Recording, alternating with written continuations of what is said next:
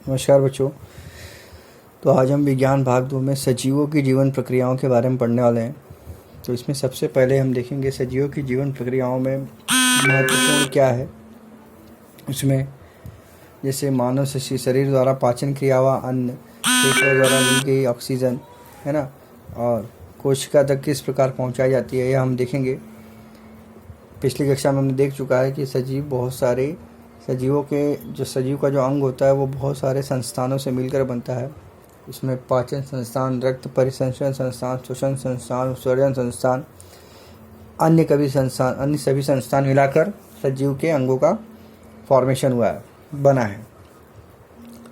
तो इसी प्रकार कुएं तथा बांधों के पानी के नहरों द्वारा किसान खेत में पहुंचाने का प्रयत्न करता है। तो मनुष्य के पाचन संस्थान द्वारा हमारे ग्रहण किए गए भोजन का ऊर्जा में रूपांतरण होता है और यह ऊर्जा तथा ऑक्सीजन रक्त द्वारा संपूर्ण शरीर में पहुंचाया जाता है।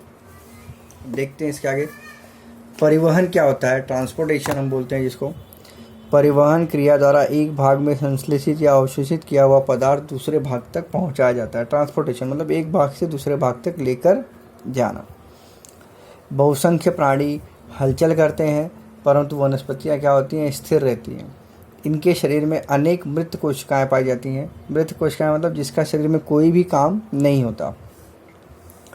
प्राणियों की तुलना में वनस्पतियों को ऊर्जा की कम आवश्यकता होती है, क्योंकि वह मूवमेंट नहीं करती, चलती फिरती नहीं है, वो एक जगह स्थिर रहती हैं।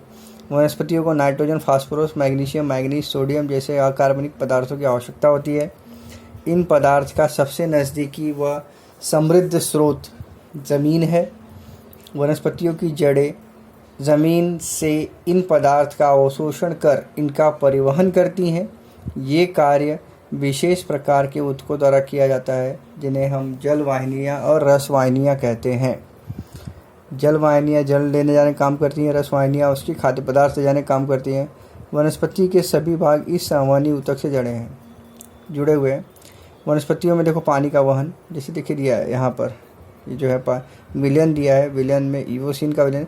तो वनस्पतियों का रंग भी क्या हो रहा है? वैसे ही होता जा रहा है। क्यों? क्योंकि जड़ें जो होती है वहीं से अवशोषित कर रही हैं, इसलिए उसका रंग उसी तरीके से होता चला जा रहा है। आगे देखेंगे।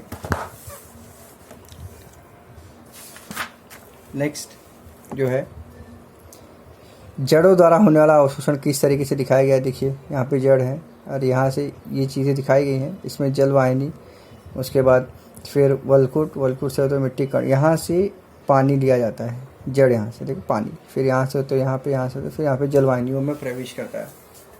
तो जड़ों की कोशिकाएं ये ज़मीन के पानी व खनिज के संपर्क में रहती हैं। सांद्रता में होने वाले अंतर के कारण पानी खनिज जड़ों के पृष्ठभाग की कोशिकाओं में प्रवेश करते हैं। इसके कारण ये कोशिकाएं उससे सटी हुई कोशिकाओं पर दाब निर्माण करती हैं और इसे ही मूलीय दाब कहते हैं। इस दाब के कारण पानी तथा खनिज जड़ों की जलवाहिनियों तक पहुंचती हैं तथा सांद्रता का अंतर मिटाने के लिए वे आगे ढकेले जाते हैं। इस सातत्यपूर्ण हलचल द्वारा पानी का स्तंभ तैयार होता है और यह दाब झाड़ियों, छोटी वनस्पतियों तथा छोटे वृक्षों में पानी को ऊपर चढ़ाने के लिए यूज़ किया जाता है। वो यहाँ पर दिखाया है। नेक्स्ट देखेंगे वाष्पोत्सर्जन की प्रक्रिया। वाष्पोत्सर्जन की प्रक्रिया आपने सुनी होगी, है ना, पत्तियों द्वारा ये प्रक्रिया होती है। तो देखिए वहाँ पर भी दिखाया गया किस तरीके से जड़ से खनिज था पानी लिया जा रहा है और शर्करा, ग्लूकोज, ऑक्सीजन की उपस्थिति में लिया जा रहा है और इवोपरेशन हो रहा है। वाष्पोत्सर्जन की प्रक्रिया हो रही है। वनस्पतियाँ पत्तियों पर उपस्थित पर्णरंध्रों की सहायता से वाष्प के रूप में पानी का उत्सर्जन करती हैं। पूर्ण रंध्र के चारों ओर बगल में 2 बाह्य आवरण युक्त कोशिकाएं होती हैं, जिन्हें रक्षक कोशिका कहते हैं। ये कोशिकाएं पर्णरंध्रों के खुलने व बंद होने के पर नियंत्रण रखती हैं। इन पर्णरंध्रों द्वारा वाष्पोत्सर्जन होता है और इस क्रिया को श्वासोच्छ्वास भी कहते हैं। देखिए अंडरलाइन, जितने भी यहाँ पे चीज़ें अंडरलाइन की गई है उसको आप अंडरलाइन करके ले लीजिए। पत्तियों से वाष्पीकरण की क्रिया द्वारा पानी वातावरण में उत्सर्जित होता है, पानी वातावरण में छोड़ा जाता है। इस कारण पत्तियों की अपित्वचा में पानी की मात्रा की कमी हो जाती है और पानी के इस अनुपात को सही रखने के लिए जलवाहिनियों द्वारा पत्तियों तक पानी पहुंचाया जाता है। और वाष्पोच्छ्वास की क्रिया पानी व खनिज को अवशोषित करने तथा उसे सभी भागों तक पहुंचाने में मदद करती है तथा मूलीय दाब के परिणाम स्वरूप रात के समय पानी ऊपर की ओर चढ़ाने का महत्वपूर्ण कार्य करती है। इस तरीके से इसमें दिया गया है किस तरीके से पानी, किस तरीके से खनिज पत्तियों तक पहुंचता है और कैसे उसका उपयोग किया जाता है। नेक्स्ट देखेंगे आगे हम।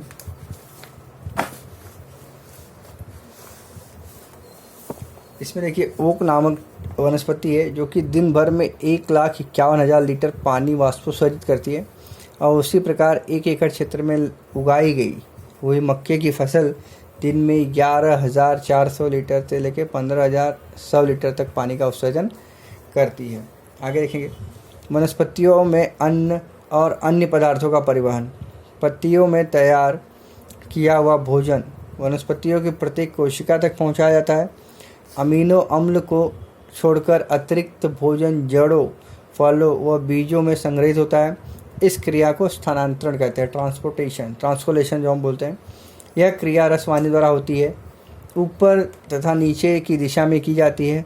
पदार्थों का स्थलांतर सामान्य भौतिक क्रिया नहीं है, अपितु इसके लिए ऊर्जा की आवश्यकता होती है। ऊर्जा चाहिए किसी भी चीज़ को यहाँ से वहाँ ले जाने के लिए, क्या होती है? ऊर्जा की आवश्यकता होती है। यह ऊर्जा एटीपी से प्राप्त होती है। जिस समय सुक्रोज जैसे अन्य द्रव्य का रसवाहिनियों एटीपी की सहायता से वहन करती हैं, उस समय उस भाग में पानी की संहति कम हो जाती है और जिसके कारण परासरण की क्रिया द्वारा पानी कोशिका के अंदर प्रवेश करता है। कोशिकाओं के घटकों में वृद्धि के कारण कोशिकाओं की दीवारें पर दाब बढ़ता है और इस दाब के कारण अन्य द्रव सटी हुई कम दाब वाली कोशिकाओं में भेज दिए जाते हैं और यह क्रिया रसवाहिनियों को वनस्पति की आवश्यकता अनुसार द्रव्यों का वहन करने में सहायता करती है। फूल उगने की जलवायु में जड़ों या तनों में संग्रहित हुई शर्करा कली का फूल में रूपांतरण करने के लिए कलियों में भेजी जाती है। आगे का पार्ट हम नेक्स्ट वीडियो में देखेंगे। धन्यवाद।